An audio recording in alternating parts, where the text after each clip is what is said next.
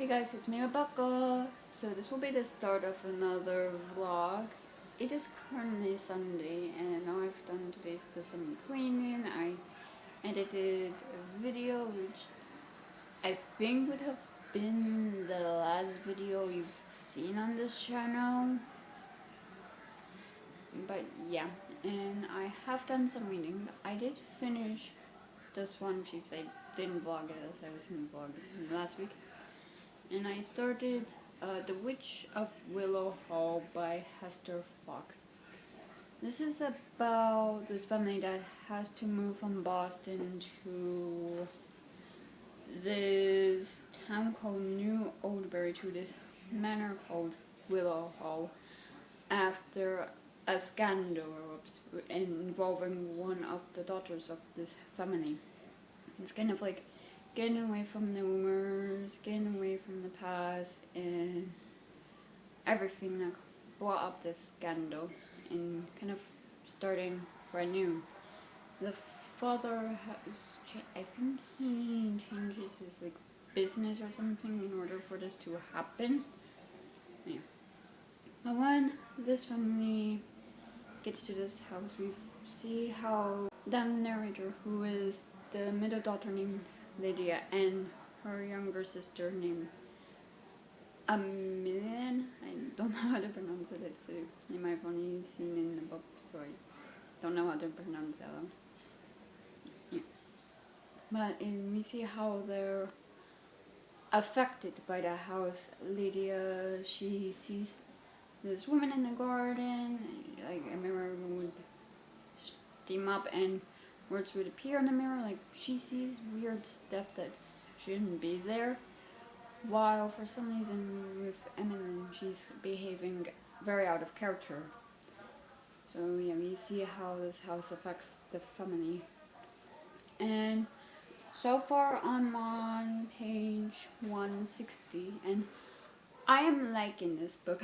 I probably should have read the description a bit closer when I picked this up, because, I mean, The Witch of Willow Hall, I was expecting something a bit more fantastical, but so far is reading this like a historical fiction. Like, this takes place in 1821, so, yeah.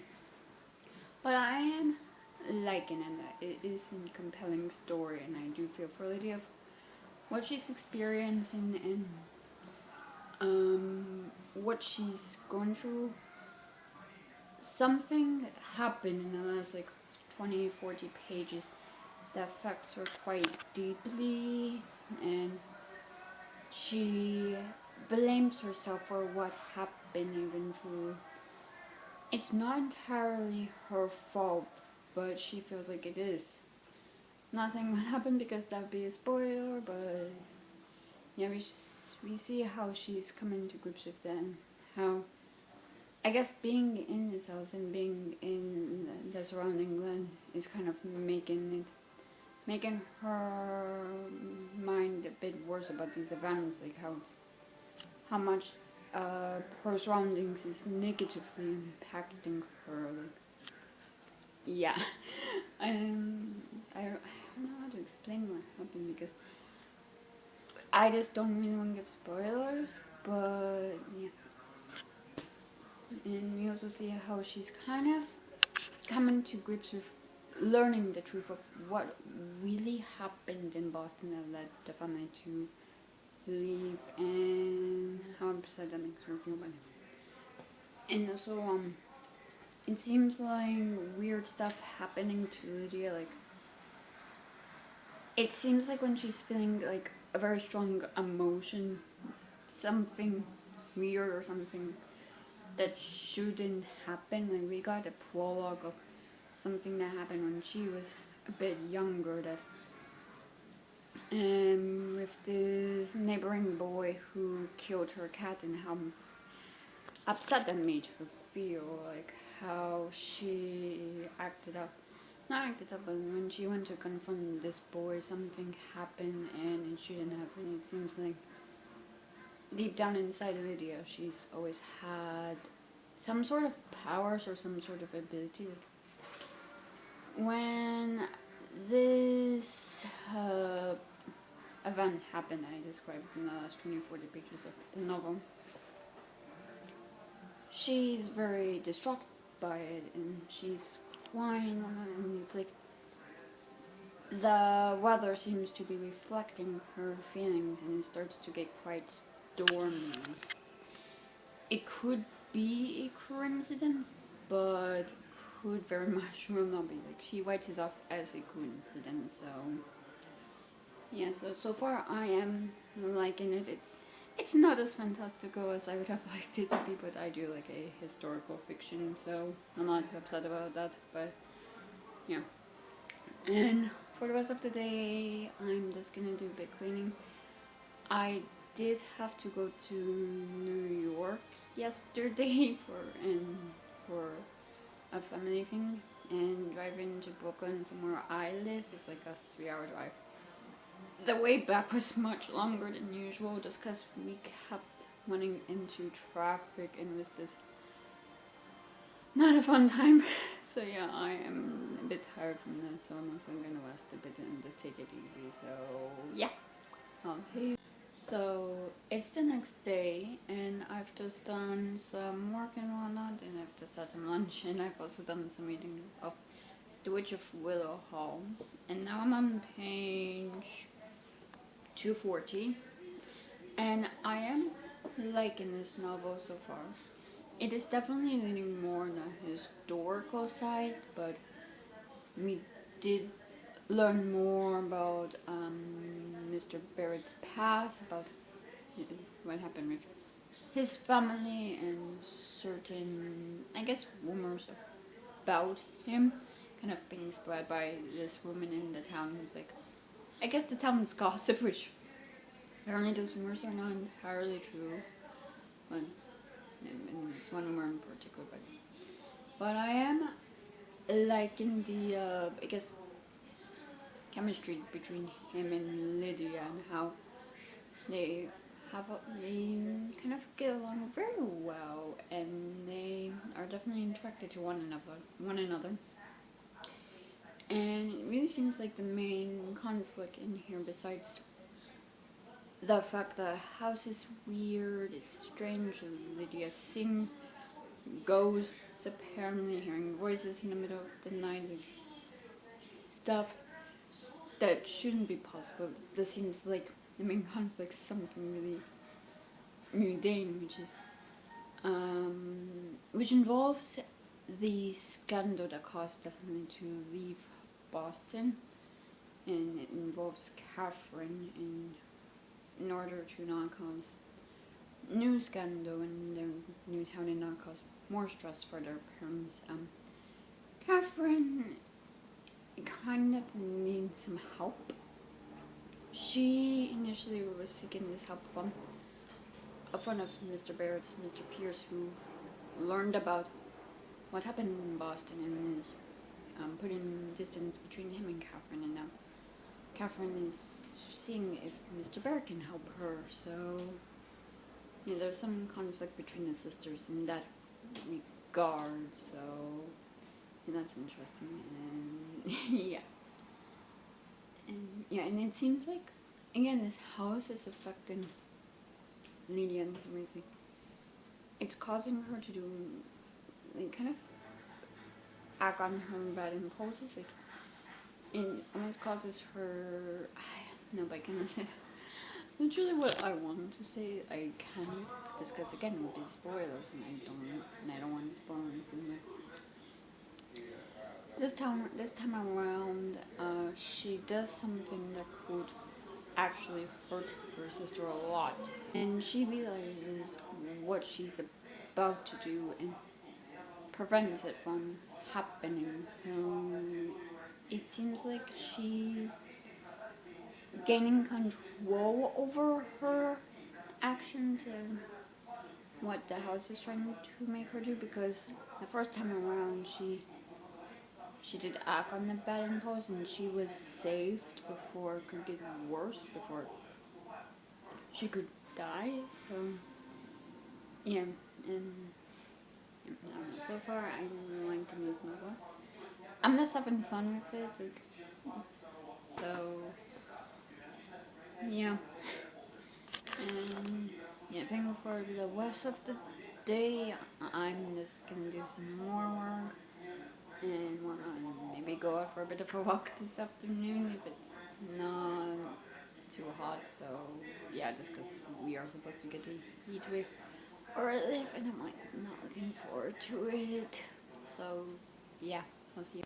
So it's the next day, and I've just done some work and whatnot. And I have done some reading of The Witch of Willow Hall, and now I'm on page 324. And I'm still liking it.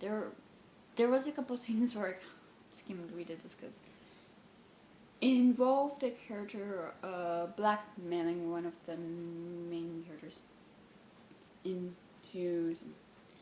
Yeah, why am I being vague? I have no idea. Before the family left Boston, Lydia was previously married, and it wasn't a marriage out of love or anything. It was more of a marriage, like, what would it be, like, business, I guess? Like it was an arranged marriage between two families, one trying to gain something from the other.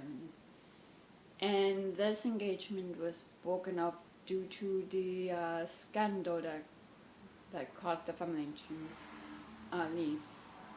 And Lydia is in Boston because I believe it's her aunt who was either sick or managed to hurt herself. And her former fiance blackmails her into kind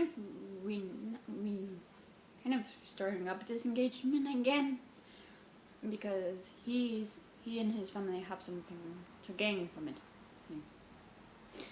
And I don't know, it wasn't uncomfortable, but I just did not care for this guy, like, utter asshole. Like, Lydia, when he comes to, what is it again? Oh, New Oldbury, to try and start this engagement again. She tells him to go away, she doesn't want it, as well he shows up at her sister's funeral, like, when she made it very clear she doesn't want him there, so it was very disrespectful for him to do so yeah. And yeah. And then they are showing that.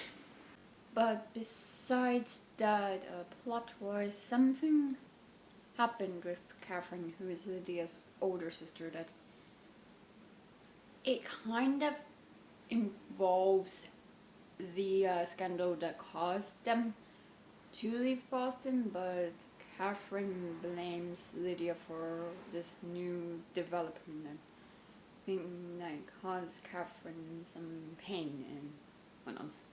And Catherine is now determined to make Lydia's life miserable. Like, Catherine has no proof, really, that Lydia actually tried to go to hurt her, and I don't know what caused Catherine to be so determined that it's Lydia's fault that this thing that happened. But Catherine was the one who sent Cyrus, Lydia's former fiance, the stuff he's using to blackmail Lydia with. And Lydia, like, she just wants to protect her family. Like, that's all she cares about. Like, yes, Catherine is excuse my language, Catherine's being an utter bitch, just so cruel to her younger sister. Lydia, she still cares about her sister, and she sees the way their mother is deteriorating, like how her health is getting worse because of everything that's happened from the scandal to a definitely occurring. Like, she sees how her mom is getting worse, and she just wants to try and help. So I do like how Lydia, like, despite, like, how her father's absent, her mother doesn't seem to care, her older sister treating her cruelly, like, all she wants to do is protect her family, to help her family not be in a worse position than they already are. So in a way, Lydia is utterly selfless, which I do like about her character. So yeah. Also with this, like, does seem, it does seem Lydia might be from a family of actual witches. Like, we get to a part of, now that's a bit of the book, where it seems like her family are actual witches on her mom's side, I mean. And it doesn't seem like the powers are passed like to every generation or to every woman in this family. It seems like these powers, they skip generations, they choose certain women. Like, Catherine has no powers, but Lydia apparently does, and her mother is aware of this. It's aware that Lydia is different, and yet she chose for a very long time to not really do anything about it. Like her mother had information that could have helped Lydia, and yet she kept Lydia in the dark and made Lydia feel like something was wrong with her until her mother was like, she deteriorated to a point where she's basically on her deathbed, like she's sick with a fever, dying, and she chooses now, like in the midst of this, to tell Lydia the truth about everything, to give her the information that Lydia so needed. So no, also I'm sorry if it's annoying that I keep switching hands. I don't have much of an iPod and my hand is hurting from holding my camera, so, but yeah, at least Lydia's getting information. Like, it seems like she's reaching I guess a corner store or whatever the saying is, where things might get better for her position. Like, she might be happy for once, and she might not feel like something is wrong with her, because Lydia, she's only aware of her powers when bad stuff happens, when there's like a darkness around her. So she feels like something is wrong with her, that she's this full of evil, when that's not the case. So yeah, and also we learn information about Mr. Bear that's like probably also something like, in a way he also has his own darkness, but it's because of things he did as a child that he regrets. Like, that's what it is, but yeah, I guess both Lydia and Mr. Barrett, they both, like, not drawn to each other, but their connection is quite different, because they both have this darkness in them that I guess like draws them to one another, that they probably can sense or something. So I don't know if it's that, or if they actually do have feelings for each other that's more than just this darkness. I think they do. Like, he seems drawn to her, and the fact she seems quite intelligent, that she's not gonna slut shame Catherine, but she doesn't fool herself on him. Like Catherine tried to do with Catherine's position, she kind of had no choice but to try and find a husband. But Lydia, she does seem to be selfless, that her sister do whatever the heck she wanted, and yeah.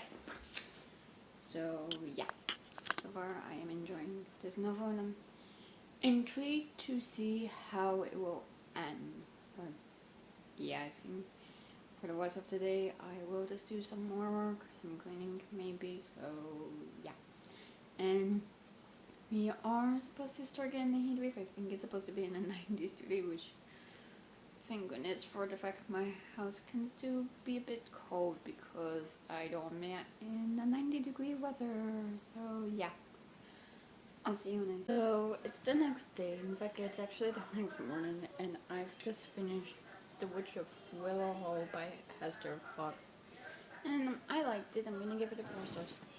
With the ending, like, it became a bit like an old drama romance, like from an older time period, because there is I guess, a duel between between two men, really trying to win Lydia's heart, like trying to win her, really. I mean, it was a bit funny. She did get involved and was able to put a stop to it, but Yeah, and it turned out Cyrus, like in his own twisted way, was actually in love with Lady. I'm not sure if it's this like claims to manipulate Mr. Barrett or what, but yeah, like it doesn't become a bit funny. And yeah, Lydia really just came into her powers. Like she was able to properly control her abilities. And Catherine, it seems like she realized what she did was wrong, and she's running away from me. I'm not. It's like Lydia suspects she wouldn't want the reputation of being a spinster who's living at home with mom and dad and a married woman. And yeah, she wants to away to New York, so it seems like that's the case. It seems like Catherine, for once, gives a shit about what people think about her. When previously she was shameless in her behavior, so there's that. And yeah, and I'm laughing because with Lydia's parents, when they were talking about who Lydia ends up engaged to, they're like, oh, you're the son we never had, or you're the son we wish you had, which is like, that's an utter blow to their actual son, which I just thought that was a bit funny. Like, I think that's the one thing I didn't really like about this. Like, we would get mentions of the brother, but because he's not there, I think he's in London, it's like, he's almost forgotten about. So, yeah, there's that, and it seems like what Lydia wants has someone come true. Like, she wanted her family to come together. Like, I mean, her parents' behavior towards her has definitely changed. Like, both her mother and father seem to properly recognize her and properly seem like they care about her. But I mean, she also didn't get what she wanted because Catherine did run away in shame. Just to go somewhere where no one knew her past and whatnot. So yeah, I don't know. Overall, it was a fun time. I enjoyed it, so yeah, 4-star. And my next week will be A Sleight of Shadows by Kat Howard, which is the sequel to An Unkindness of Magicians. I'm just gonna give the synopsis to An Unkindness of Magicians, just because, well, this is the second book. But An Unkindness of Magicians is about these families who live in New York, these powerful magical families, and every generation it seems like they have this, like, I guess, competition or whatnot to see like who will raise in the society, who will have to give up their house, who can build a new house, who will be the leaders to everything. And it seems like something weird is happening with this new competition, as it's only happening like 10 years after the previous one, which is not normal. And we do get this guy who's trying to, I guess, establish a house. His champion is this girl who these magical families have never seen or heard of before. And she's apparently from this house of shadows, which is this not mystified house, but this house that they all know of, but it seems like that house is like kind of on the outside of their group and whatnot. So yeah, it has been a couple of years since I was in Unkindness of Magicians,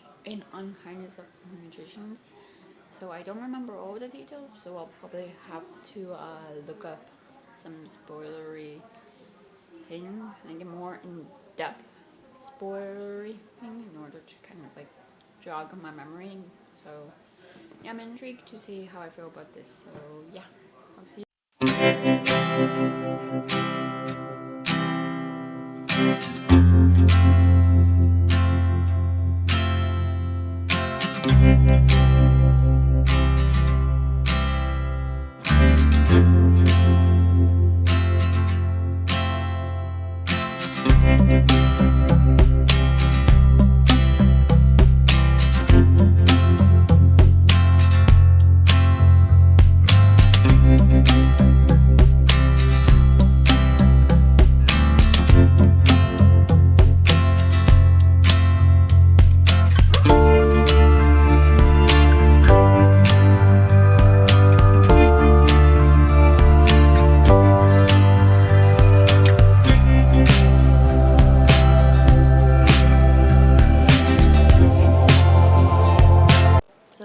it's later the same day, and I'm sorry if you hear some sort of background noise, but I do have a fan on. It's 90 degrees, I'm boiling.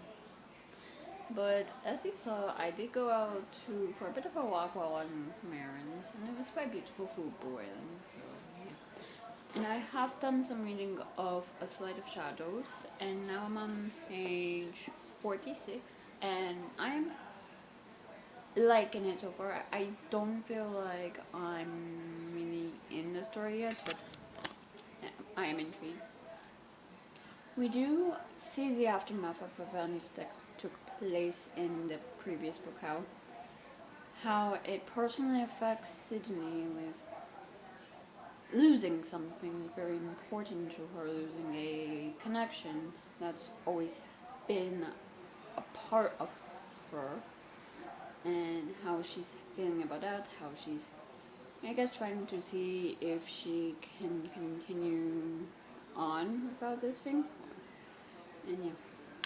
And we also see how her actions is affecting the rest of the families, because what she did, like, kind of ruined the house that some of the families were kind of secretly using, kind of use darker magic that they weren't exactly supposed to, but yeah, how they now seem to be facing, I guess, consequences when they're using magic, whether that's more frequent nosebleeds or a lot, or being in a lot of pain or something, and that's wrong. How their houses seem to be affected, because it seems like the houses are crumbling, like the majority of them, except for one family, and they either don't seem to really understand what's going on, or they want to try and find a way for it to get better, for it to be fixed, which isn't vegan, I guess. And it seems like Sydney's actions, like what she accomplished, like, and everything that's happened to her, it seems like it's all going to be in vain sooner rather than later. That's because she did what she did to destroy this house, and yeah, it seems like this house is coming back, which is not good. So yeah. And there's a part in here that I do like. This house, it required sacrifices from other families. Like, the families would send someone to this house, and this house would basically consume them, take every bit of magic that they had within them, and even when they died, their bones were kind of trapped in the house, because magic is in the bones. So, like, it is in every part of a person's being. And with this house resurfacing, like, these bones aren't really able to get rest, these souls aren't able to get rest, and it seems like they're almost being reborn as these trees, like, and they look different, that affect the normal people, the non-magical beings of New York. And it seems to be like it's these individuals, like, only graves, like they won't be properly buried or properly remembered. And yeah. so I do like that concept of like, people want to be buried properly, they want to find peace, they want to live as well. Like, when you die, you kind of just want to continue on. You just really want to learn what peace is properly, and with these individuals who died because of this house, and because of their family's greed, then they want to run. So yeah, so far I am intrigued by the story, and I'm intrigued to see where we're going next. So yeah, that's really all of my updates for today. I don't know, for those of the day, I'm just gonna really relax. It's the end of the day, so yeah, I'll see you when So it's the next day, and I've just done some work and whatnot. I just got back from running some errands. I had to get an admission test, and I just wanted to get that out of the way as soon as I could. So yeah, everything looks good with the car, so that's good for me and my family, of course. But Yeah, and I have done some reading of A Sleight of Shadows, and now I'm on page 116, and I'm just having fun with it. Like, the story is intriguing, and there's a lot of things that's like, like, there are, you don't know everyone's motives, like, the characters don't know each other's motives, like, true motives, like,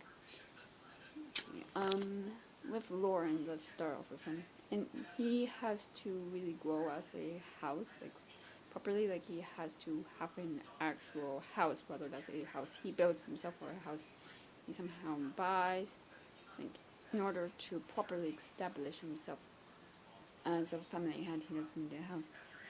And there's a reason he needs a physical house that I will get to in a moment.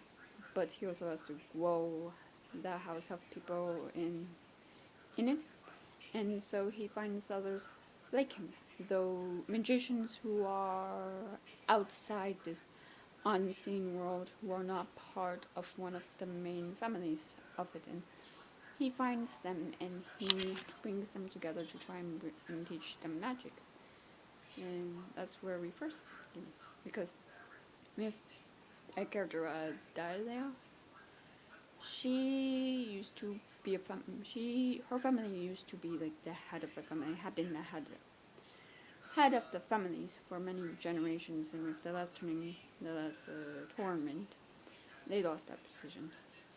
And she wants things to go back to how they used to be, like with people not getting nosebleeds when they use magic for the hidden secret that people use the House of Shadows to use magic without being in actual pain or something.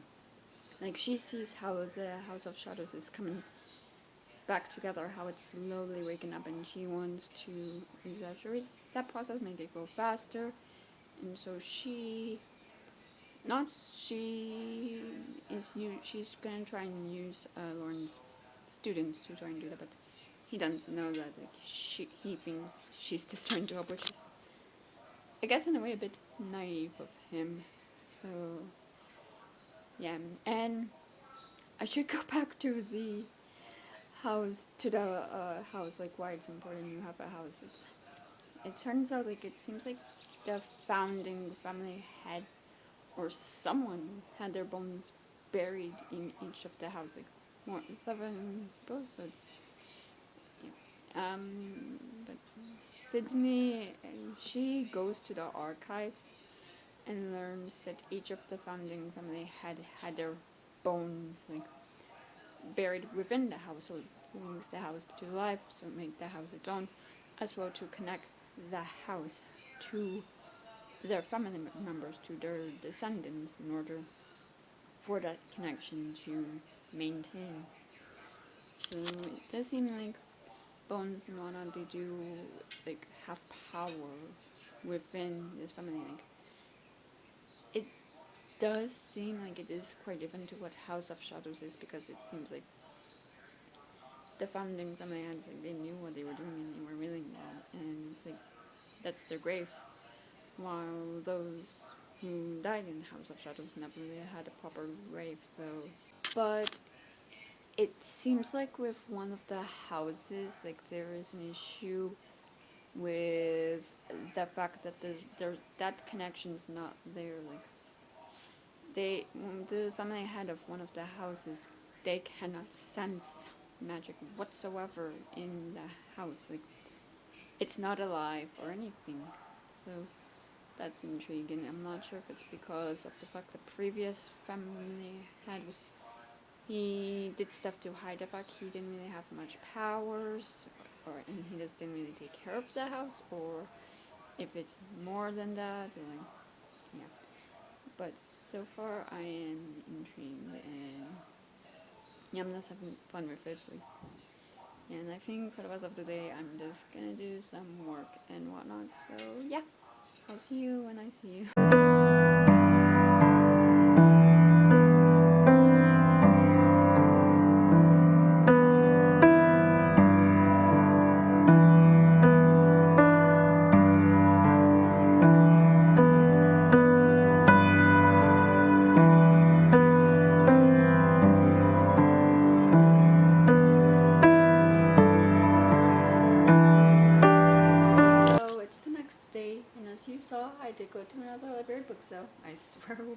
last one for a while.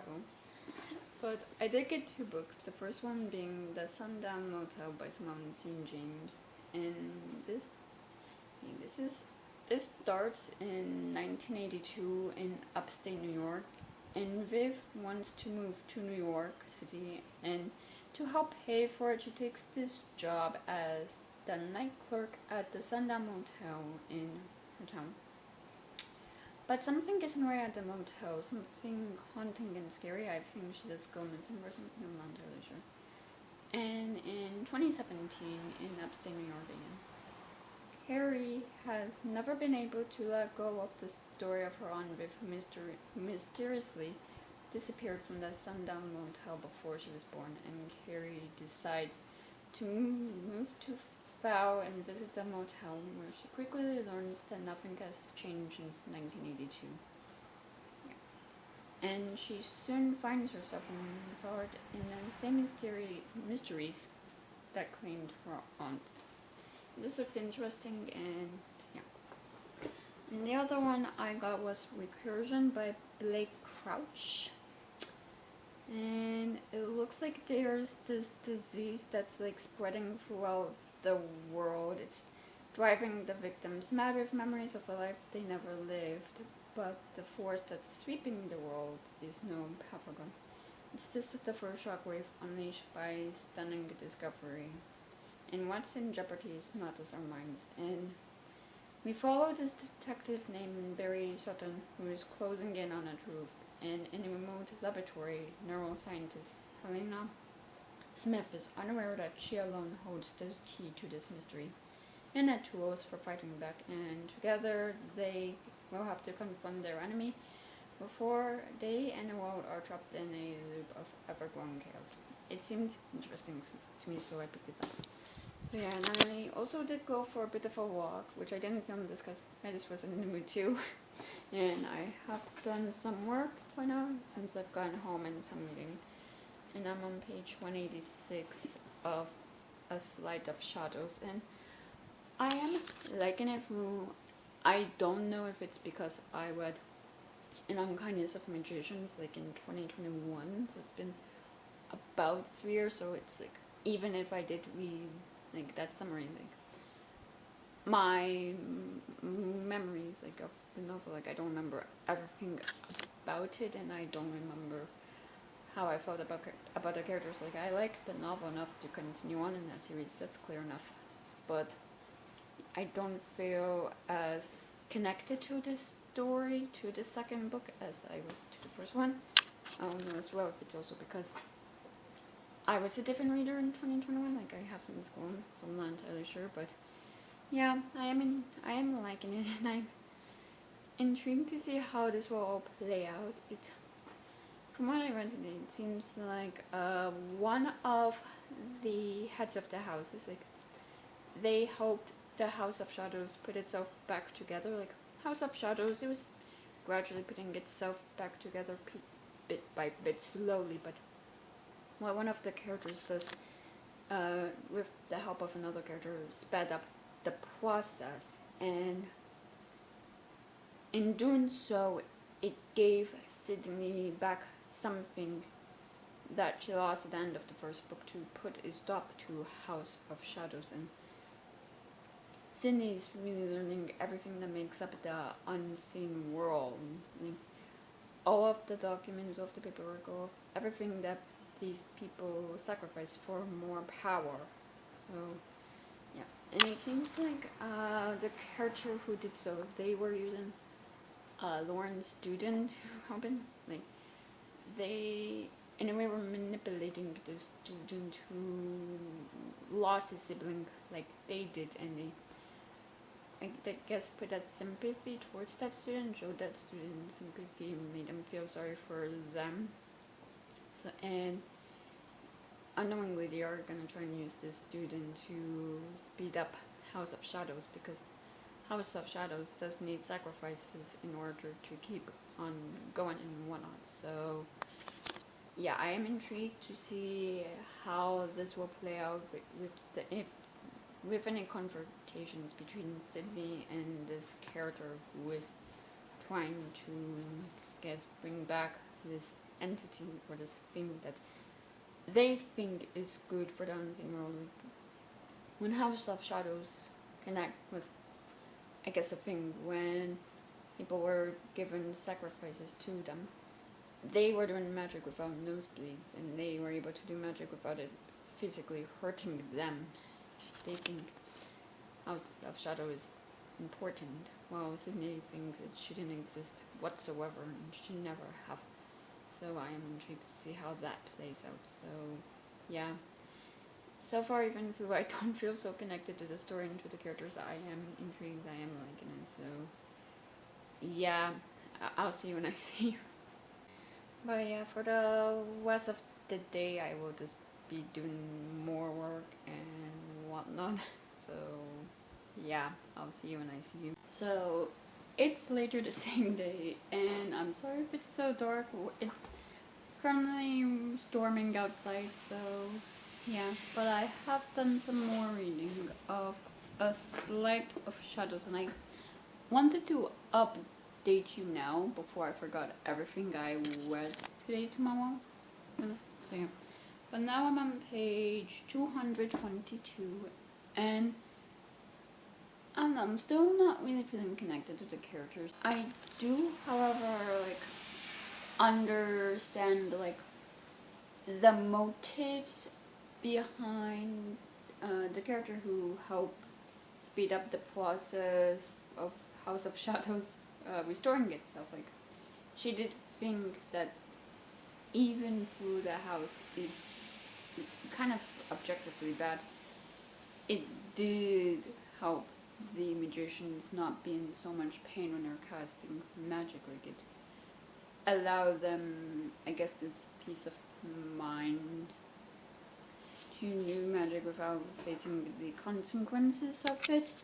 It's almost like, I guess, outside of mind effect with the house food, like outside of mind of the sacrifices and everything that's up, and also Sydney, who is gonna have to kind of, who is bring it upon herself to stop the House of Shadows again. She's worried about like what will happen to her, and she did get back what she lost to stop House of Shadows last time, and she's worried, and she doesn't want to go through that process again. Like, she went through a lot of pain in order to stop the House of Shadows, and in the aftermath of it, and she's afraid, like, she doesn't want to go through the pain of that feeling of missing a part of herself, not being whole once more. Now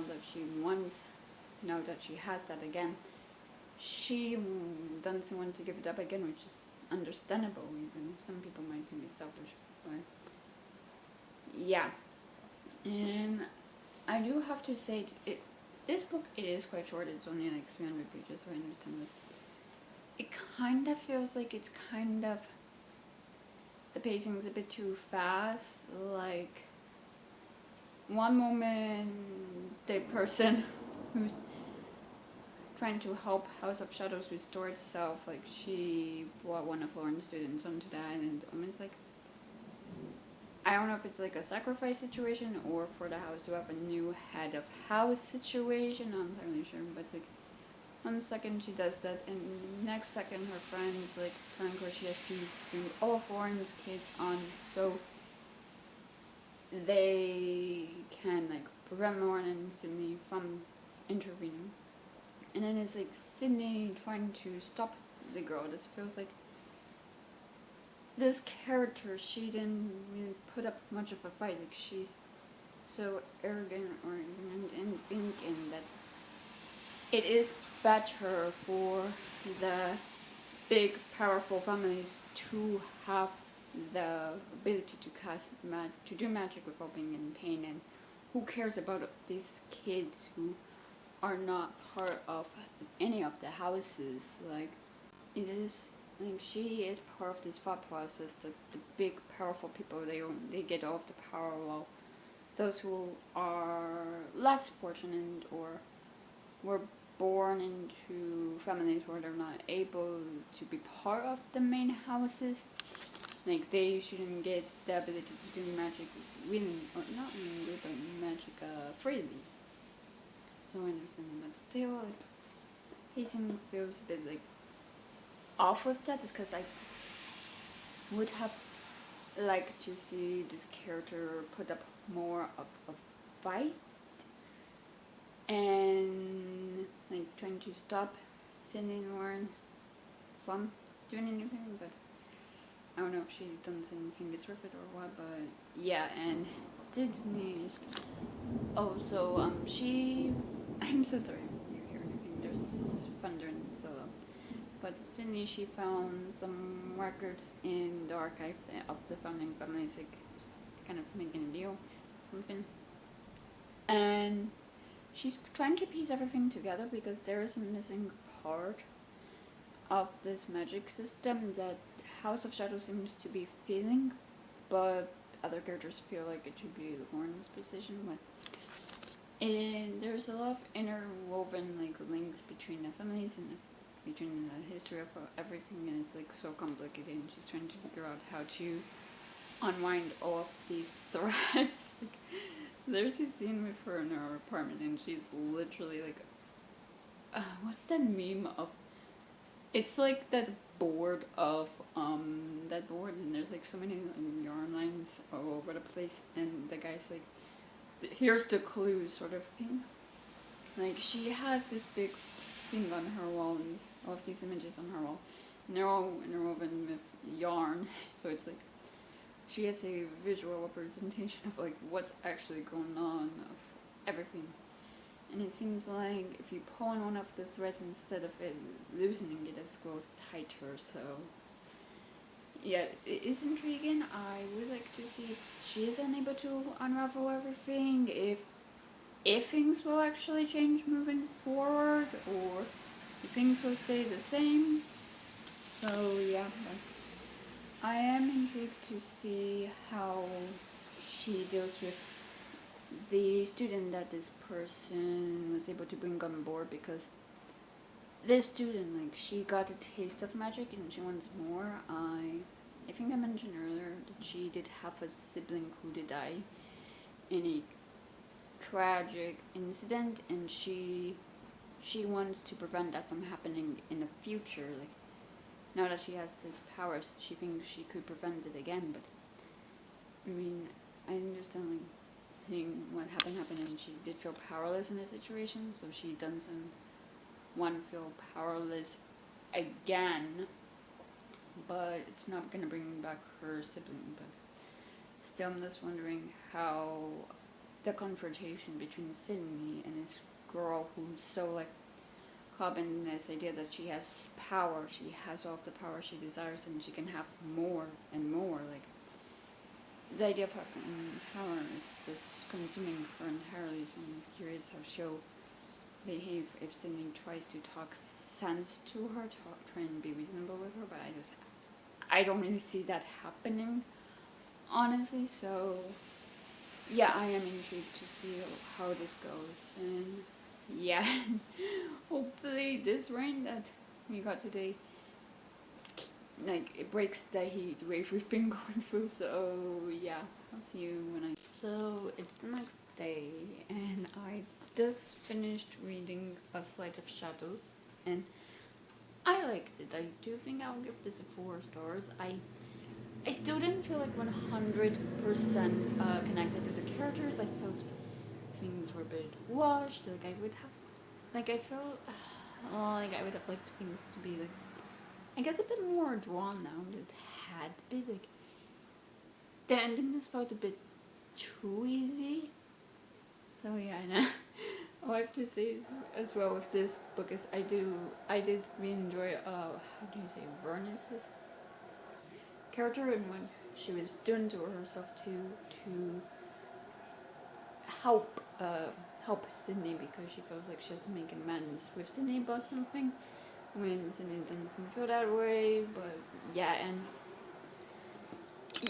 with the ending, I don't want to give spoilers, but there is another challenge that was kind of made, but the challenge doesn't really go through. Like Sydney somehow finds her way out without hurting or killing the other person and her opponent.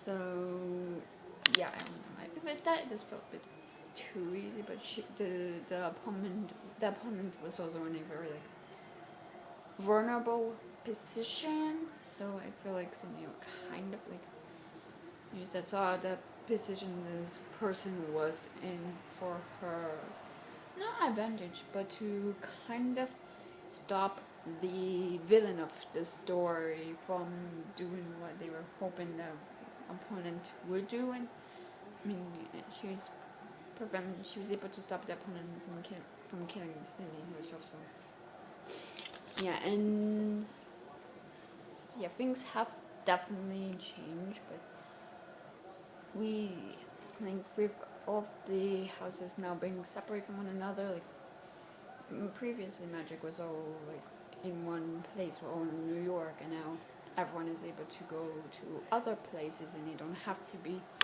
so connected. Like magic can be elsewhere in the world. So yeah, things have changed, but I would have liked to have seen more of the change, this new order of magic. It's because it did feel at times like somehow managed to just prevent everyone from having magic, and that's definitely not the case. So yeah, I did like this novel, and yeah, I'm giving it 4 stars. So yeah, and for the rest of the day, I am planning to run some errands, do some grocery shop, and all that stuff.